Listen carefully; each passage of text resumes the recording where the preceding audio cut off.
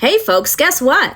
Democrat Senator Sheldon Whitehouse, who sits on the Senate Judiciary Committee, just released a report about the sham 2018 investigation into Brett Kavanaugh's predatory behavior that came to light during the process to confirm him to a lifetime appointment on the Supreme Court. Whitehouse's report reveals the extent to which boofy beer drinker Kavanaugh was protected by Trump's White House, as Trump kept the FBI from conducting a meaningful investigation into Kavanaugh's seedy history.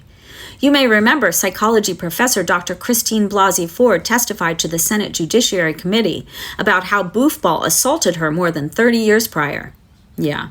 Remember when Blasey-Ford said indelible in the hippocampus is the laughter? Meaning the laughter of Boofball's buddies during the assault. And remember when all of us survivors held our breath to see if creepy, crying Kavanaugh would have to face consequences, wishing with all our might that the country would emerge from the shame of dismissing the Access Hollywood grab him by the P-tape and think twice about giving a lifetime appointment to a guy who couldn't have looked more guilty and more unhinged.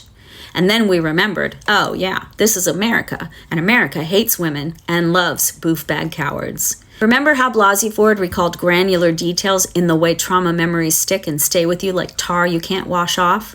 She knew the floor plan of the house. She recalled how he locked her in a bedroom, pinned her down, covered her mouth, and tried to remove her clothes.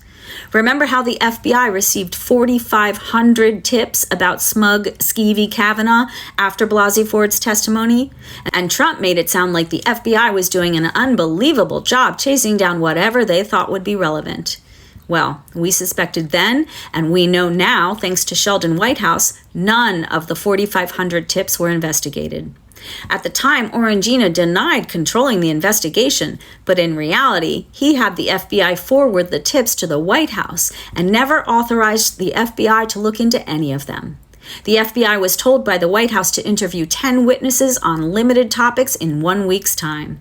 Agents never spoke to Christine Blasey-Ford or Creepy Kavanaugh, despite Blasey-Ford's lawyers reaching out several times to the FBI requesting an interview. Kavanaugh was confirmed on a party line vote, with Dem Joe Manchin, the Republican in Dem's clothing, voting with the Republicans. And with all the grift that Orangina represents, yet another predator was seated to a lifetime appointment on the highest court.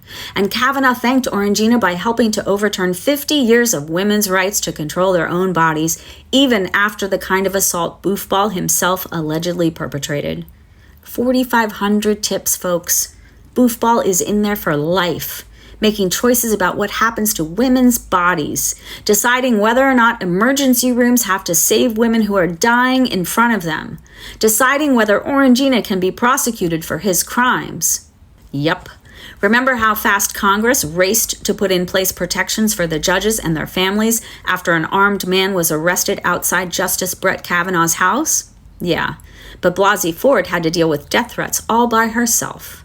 Sounds about right for America, doesn't it, ladies? Vote blue, folks. Yeah.